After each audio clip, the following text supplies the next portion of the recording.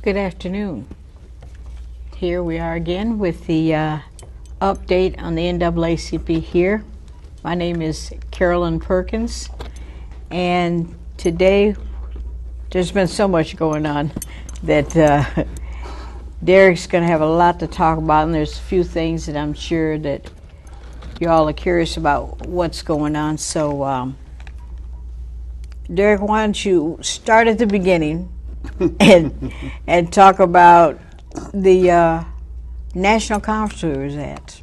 It was we had an opportunity. Thank you, Carolyn. It's good to be able to get in front of the citizens, on a monthly basis to kind of give people an update on what the Dayton unit NAACP is doing. That's always been our plateau. To inform the community, to proactively educate the community, thereby empowering the community to make better decisions on their daily journey of life. But when I think about the national convention that we just came from there in Philadelphia, Pennsylvania, it was some very exciting times. As you know, because you were there, we had an opportunity to hear from the 44th President of the United States of America to lay out, a strategy and a game plan regarding criminal justice system. Some of the key things that he talked about that I want to kind of share with the community today is he talked about the community, the courtroom, and the cell block. He is the first sitting president of the United States of America to actually go and visit a federal prison, because he's that much highly concerned about the school to prison pipeline and the inequalities that exist for African American men being able to go out here and get decent jobs, living wages, instead of getting caught up inside of the court system. So he wanted to go there and talk to some of those individuals firsthand to find out what some of the issues are, where they exist, and how he can help as our nation's first black president. Then we had an opportunity to hear from the 42nd president of the United States of America, which is the Honorable William Jefferson Clinton. And he kind of spoke about the importance of voting in every election, and that's something that we talk about all the time. There's never a such thing as an off-year election. People ought to really be able to understand the importance of voting at every single election, midterm elections, anytime that there's a special elections, anytime that there is an election, people need to go out there and exercise their right to vote, because some of the things that we currently talk about in today's society has to deal with being able to go and not only to put boots on the ground, like our national president of the NAACP, Reverend Cornell William Brooks, will say, not only put boots on the ground, but to put laws on the books. So we need to be able to put laws on the books. And the only way we can put laws on the books and or stop laws from getting on the books is for people to go out there and exercise their right to vote. So he spoke about that, job creation from an economic development standpoint, and then he reiterated a lot of what President Obama talked about in terms of the criminal justice system. Then we had an opportunity to hear from the first African-American Attorney General of the United States of America, first female African-American Attorney General of the United States of America, by ways of Loretta Lynch. And Loretta Lynch, once again, she talked about the police community relations and how her office is going to deal with that particular situation.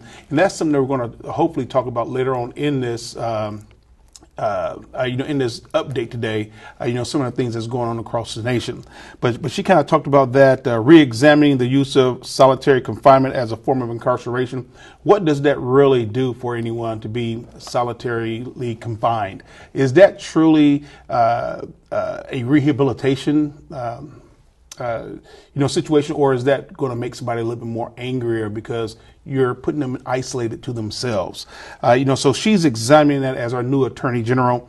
Then also talking about young people in police and community relations. And then she also went along and started talking about the criminal justice system as well, to support our national president, the Honorable Barack Hussein Obama. And then some good news coming out of the Dayton unit NAACP, is being able to see our youth to be able to go there to compete inside of our national AXO program. We had 2 students compete.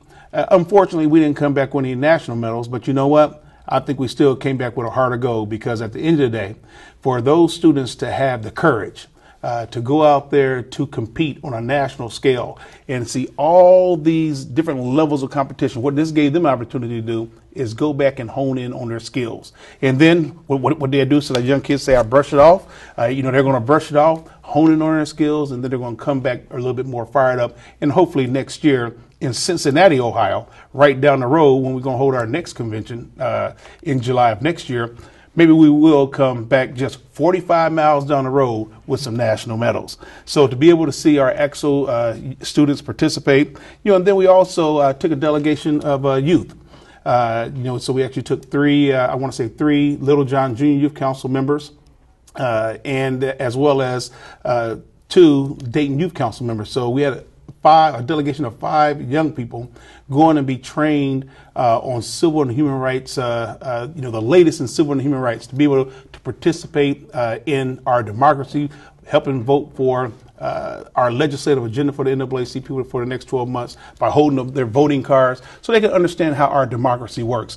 So these are the people who will be in my chair, who will be in your chair one day in the future, leading the adult organization. So to be able to see those individuals being able to get trained and developed to be our next civil rights leaders was just awesome.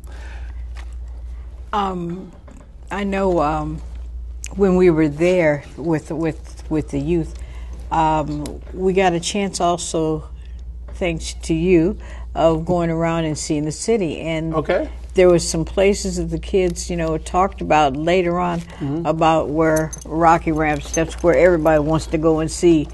And they got a chance to run up the steps, and they also found out that during that time frame, he didn't actually run all the way up those stairs. That's absolutely correct. That's absolutely correct. And that really, really blew their mind. And I said, well, that's movies, Right.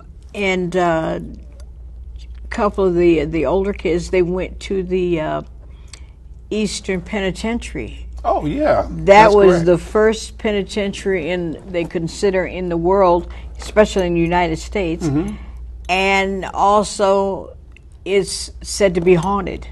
Oh, now I've seen the penitentiary en route, but I didn't get an opportunity to actually go and see it. I wish I would have had an opportunity to actually go in there and see it, because it looked like it was right in the center of the city. Yeah. And if I believe, I think there was no windows, along the outer perimeters of that particular building there. Right. They said Al Capone had stayed there. So I said that was a good place for him. But, I mean, that was from the kids' aspect. They liked that, and they were impressed by our president and the former president and our national president of the NAACP. Yes. They were really happy about listening to him, because kids, especially when they're teenagers, they listen to somebody and it's like, and whatever he said, I guess it was when he started talking about, what was it, grasshoppers and giants? Yeah, grasshoppers and giants, yeah. That's what caught their attention, because I guess they never heard anybody, and I hadn't heard it in the way he said it. Right, in the context of the way he put it. So that caught their attention, and they paid attention to what he had to say then. Right. I said, well, that's with anything. You got to catch the right thing to get their attention. That's right. So, that's right. But they enjoyed the legislative part of it and all the went around. I can say I enjoyed it, but that air was a little bit chilly into that air conditioner. But I just wanted to, throw that in there about the kids, because I know they enjoyed it, and I think it was you and the First Lady. It was your anniversary. Yes. Unfortunately, we always spend our anniversary, during the National NAACP convention, but it's all good, because we as a unit, are committed to civil and human rights. So we don't mind spending our anniversary there at our national conventions each year. So, but then I think about the other exciting things that happen at the national convention. We actually exercise leadership there as an organization. our former president of the Dayton Youth Council, Rajay Perkins. He actually nominated the Little John, and this is what I call leadership development. He actually nominated Tanea Bailey, who's the president of the Little John Junior Youth Council, to serve on the nominating committee. She was elected by her peers, had an opportunity to serve on the credentials committee, and to actually see how that whole process works. How you actually validates someone's credentials to see if they're truly a valid person to be able to conduct business on behalf of the NAACP by ways of their local units. So she was in for she experienced something there that basically an issue that should have only taken maybe at the most a half an hour, that took about 4 hours to try to help resolve. So she had an opportunity to really understand the credentials committee. And then Willie A. Terrell Jr., who's our scholarship committee chair, he actually had an opportunity to be elected by Region 3 to serve as a sergeant of arms. So he exercised leadership there, collecting money at the door, from people who were actually basically people who are actually late coming to the meetings. I think I even had to pay him $1 or $2 every now and then. Then yours truly had an opportunity once again to be elected by our peers to serve as the National Credentials Committee chair. Once again, I've done that job for maybe about 8 or 9 years, somewhere along in there. And it's been, it's with a deep humility that to go to a national convention over thousands of people, to be elected by your peers and serve in that leadership position, for a number of years, is just awesome. But then, because of our team, yes, go ahead. No, I was going to say something else happened there, and I just wanted to ask you what it was. Yeah, because of the multi-talented team that we have here in the Dayton unit NAACP, because of the way we go to market, because of, we put people on the bus, we make certain they're in the right seats on the bus, we ensure that they're all engaged on the bus. So those 4 wheels can keep turning and turning and turning. So as a result, of the hard work that we do as a team, we actually came back with 2 first place Thalheimer Awards. This is the highest award that any local unit across this nation, there's over 2,200 local units across this nation. This is the highest award that any local unit can receive. So not only basically for the past 3 years, we had won the Thalheimer Award in programs for all of our programming that we do. So we were used to that particular award, so we won it again this year, first place. And then another award that kind of stunned us because we was unaware that we were receiving 2 national awards. So we actually won the first place publications award too. And a lot of that is a direct result of our citizens of Dayton. Now, our reach is broad. So when we go and look at our Facebook page and look at how we engage with people, through social media, our reach is broad, but majority of those individuals are right here in the city of Dayton, our citizens that assisted us, indirectly, that they didn't know they were going to have a direct impact by liking us on Facebook, but they indirectly helped us win that first place Thalheimer Award.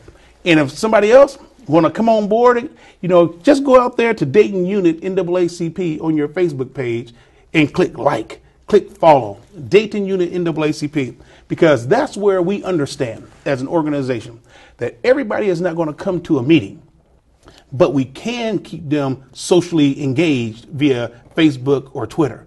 So we're still looking for somebody to monitor our Twitter account. We pretty much have our Facebook where we want to, but we're always looking for suggestions.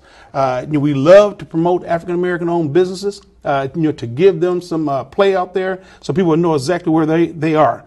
So it was just an honor to be able to receive those awards. And then we also came back with a National Membership Committee Laydown Award. I actually won that award while I was there for bringing in more memberships, to the organization. And then also several of us, Willie A. Terrell Jr., Lou Dell, who's our Freedom Fund Committee Chair, Demetrius Rush, who's our Get Out the Vote Chair, Loretta Williams, who's our assistant secretary, I'm sorry, and then Stacy Benson Taylor, who's one of our executive committee members and also a big labor person, as well as Summit Christian Church. We all received medallions for selling memberships, and that's what it's about. At the end of the day, for our organization, membership is the lifeblood of our organization. We remain steadfast in third place in the state of Ohio, in terms of membership growth. Now, just to give you some other metrics, casework, so far through the first 7 months of this year, we've had 82 cases so far, this year. Last year we had 182 through December 31st, 2014. This year we're right at 82 through the first 7 months. We've had an opportunity to educate close to 300 people this year, through our proactive civil rights agenda. That's through our educational monthly community-based programs. So, then like I said, our Facebook, we're right at 3,900. We have a goal. We have a goal of being right at 10,000. So if we can get more of our citizens to be engaged with us via social media, that'd be a great help. Sounds good. On the social media, you also find Little John Jr. Youth Council, and you find the Dayton NAACP Youth Council, and you can go to those sites for the young folks and take a look at what's going on and information on what we're doing, and invite you to participate in a lot of the events that we're involved in. At the end of the month, we'll be doing a back to school, stay in school community rally. We'll have, it's free, and hot dogs and things like that, and some games and all that's going to be going on. So that's for the kids. It's actually for everybody in the community that wants to come out and get a hot dog. Or two even. But we've got a lot, and I know you've got a calendar of events about what the unit has planned for the year.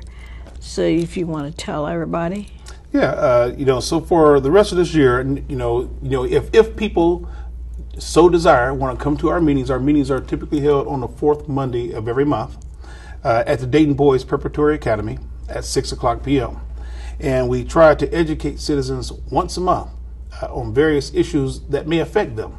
So this month, in the month of August, in fact, on August the 24th, our Economic Development Committee will bring in some special guests, to talk about economic development in Dayton. So what happens is that each one of our committee chairs, those individuals bring in their own guests. They come up with their own topic. What they feel needs to be addressed in any given month, and then they roll with it. So this month it's going to be on economic development. Next month, on September 28th, it's going to be our political action committee. And in that particular month, we typically have hundreds of people that come to that because you have so many different candidates that's running for office, and we do a Meet the Candidates night. And that's by ways of our political action chair and third vice president, Tom Roberts. Our economic development committee chair is Chris Shaw. So Chris Shaw will be moderating this month. Then Tom Roberts will moderate next month. And then in the month of October, it looks like we have on tap some with membership and life memberships, because by the end of this year, we want to make certain that we at least solidly secure second place in the state of Ohio in terms of membership growth. I think we have a chance to do it. So we're going to have a big push on memberships for the fourth quarter, and that meeting in October is going to be how we're going to strategize to make certain that we get there. Then in November, it's going to go to the Youth and College Division. So our Youth and College Division, the Little John Jr. Youth Council, the Dayton Youth Council, will collaborate, to do something, to educate our youth on some different issues. I believe last year, I forget exactly what the topic was last year. Maybe you may remember, but it was a great topic. We actually had some students there from the Ohio Student Association, I believe, that were there last year. Maybe that could have been in a different month. Yeah. But we had the Sheriff's Department, Judge Capizzi. Yes. And then folks from the from the all the youth department in the justice system. Yes. We had them there to talk and had students to ask questions, and then after students asked questions, then we allowed the adults to ask questions because we want to remind them it's their show. That's right. That's right. And then rounding us off in December will be our annual meeting, which is the annual meeting is typically held at the Northwest Recreation Center. So that gives each one of our committee chairs an opportunity. If they did not get a chance to present sometime throughout the year, but this gives all of our committee chairs an opportunity to talk about what they feel they accomplished in the year 2015. That's a lot that we've done so far, and we still have a lot to go because right now we have a group that has started for the anniversary of the voters' rights. Started in Selma, Alabama. They started at the Pettus Bridge, and they're en route to Washington, D.C. That's 860 miles. And they've got buses, they've got trucks, they got cars, and they got a lot of people walking. They're doing it at 20 miles a day. And wish I could be there, but I can't. But looking at the pictures of everybody lined up with young folks, yes, old folks, and in between folks, it's just amazing to look that we're showing our young folks that they did it before, and we're going to show in honor of the anniversary. Going to do it again. Yes, in fact, this event, which is actually what you're referring to, is actually called America's Journey for Justice. This was a vision of our new national president and CEO. I guess he's been a year inside that chair now, but this was a vision that he had, to bring together collaborative groups, organizations, to get on this 860-mile journey. Letting people know that our votes matter, our lives matter, our jobs matter, everything matters. This was his vision, and so it's good to be able to see several people, through some of those pictures that you're referring to, had an opportunity to see one of our national board members, who's here from right here in Ohio, Ophelia Averitt.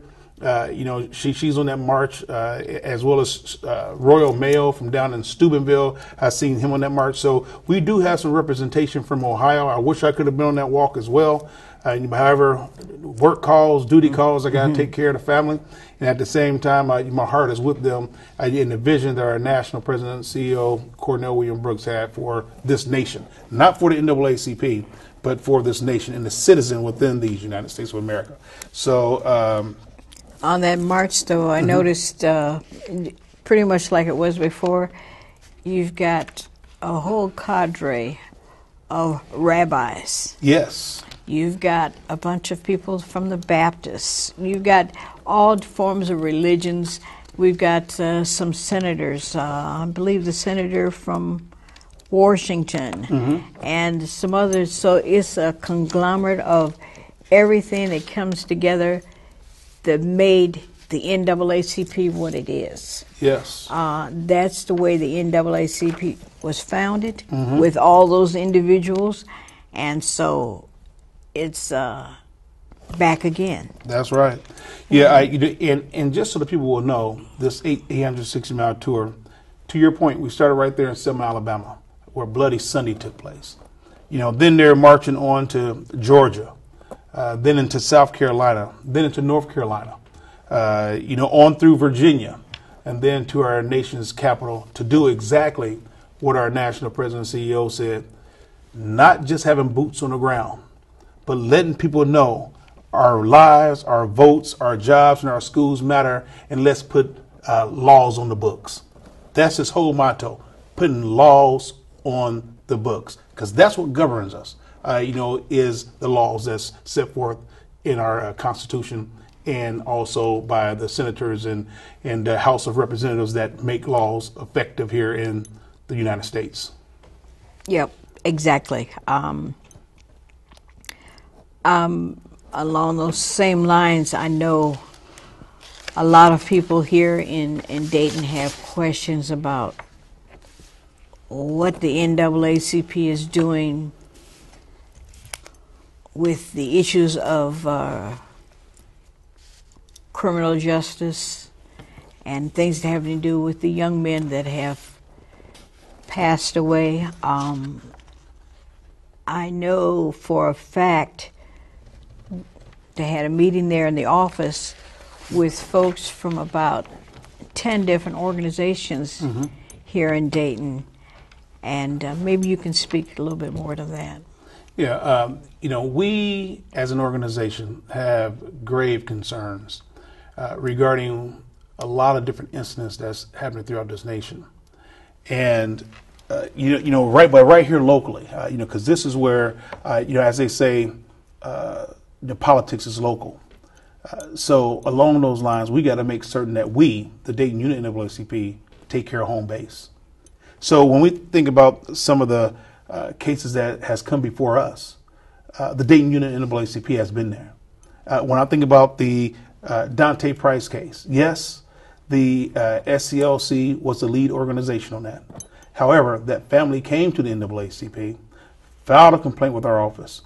We put pressure along with the SCLC to ensure that we got justice in that particular case. All kudos go out to Bishop Cox and all the effort that him and the SCLC put in this, but the NAACP was right there. When we think about the buses out there in Beaver Creek, once again from day one, yes, the organization by the name of LEAD took the lead and actually get people together to ensure that buses will be rolling out in Beaver Creek to have people access to jobs, access to health care, access to education. The NAACP was right there from day one. Even though LEAD took the lead, we applaud them for their efforts, but we were right there with them hand in hand. When we think about the Carolyn English case, once again, the NAACP was right there. We have not gotten justice yet, but the NAACP, I'm in contact with Mr. Carolyn English's father periodically, and we talk. And there's things still yet to come down the road. So we're going to ensure that very quietly that justice will be that justice will prevail in that particular case as well.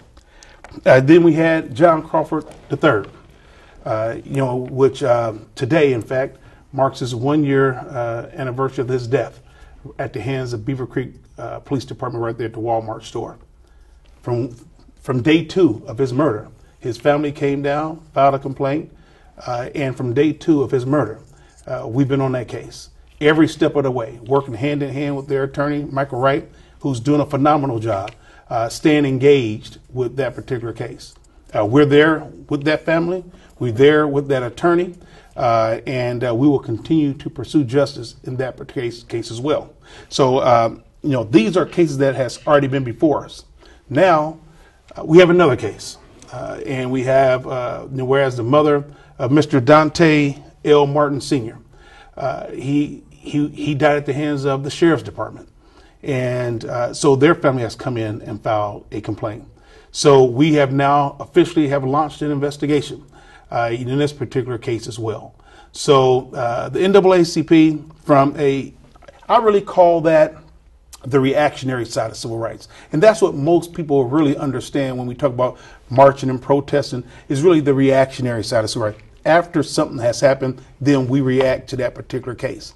But that's why we, the Dayton Unit NAACP, in this new administration, ever since 2006, when I very first ran for office, we wanted to have a proactive civil rights agenda.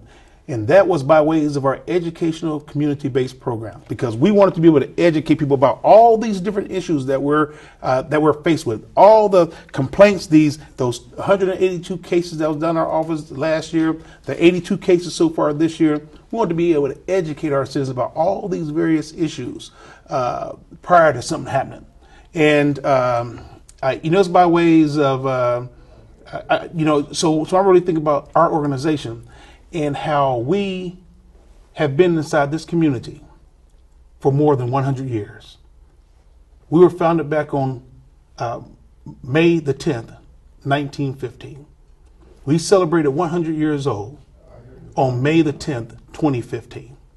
And now we're still celebrating 100 years inside this community. But when we think about what other companies, what other organizations has made it in our community to be 100 years old, is not too many. I can think about Mike Sales. I can think about First Floors.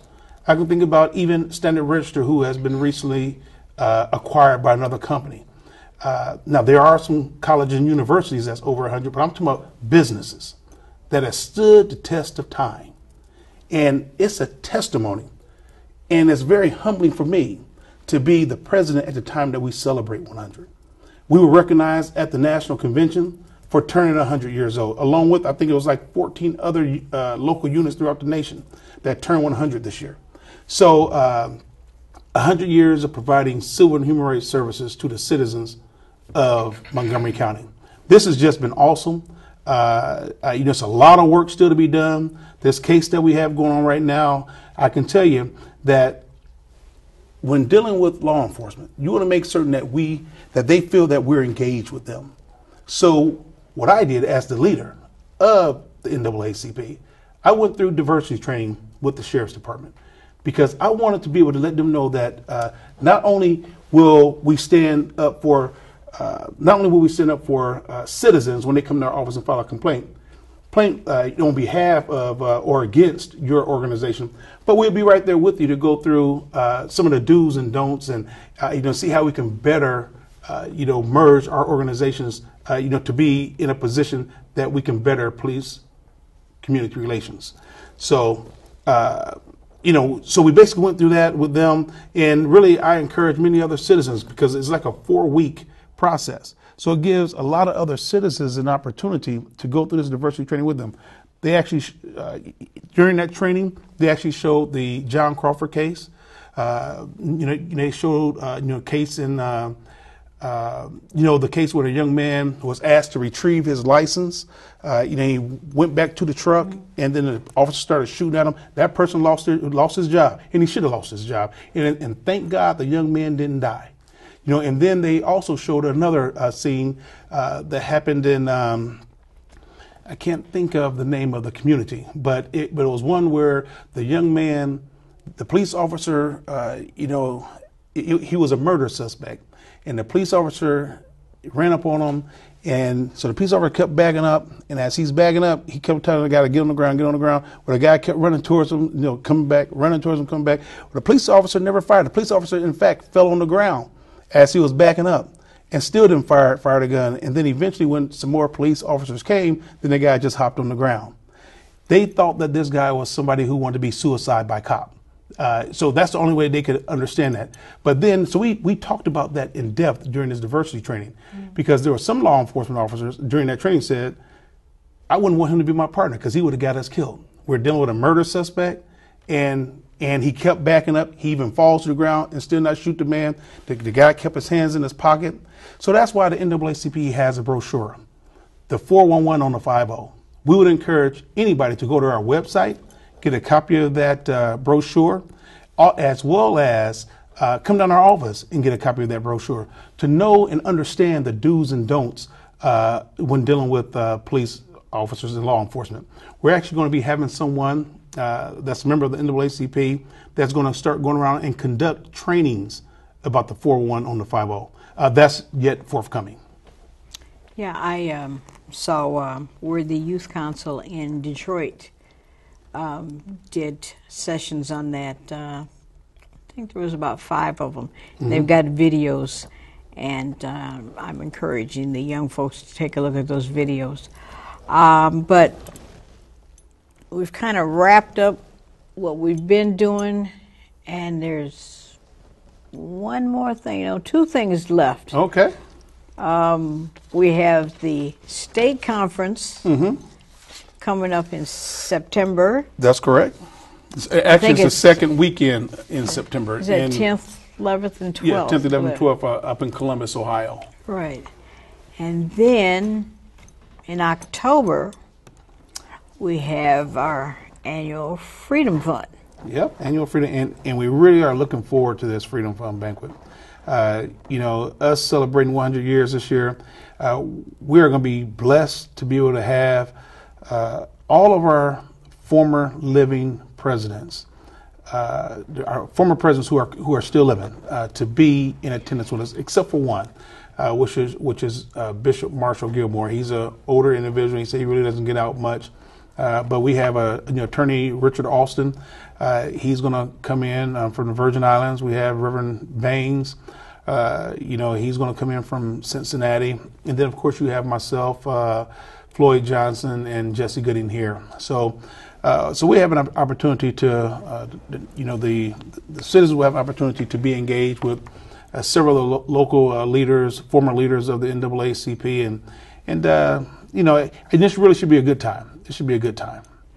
Okay, I think after it's over, I'm going to be missing because I'm going to get the suitcase and go back to the Virgin Islands. But I think as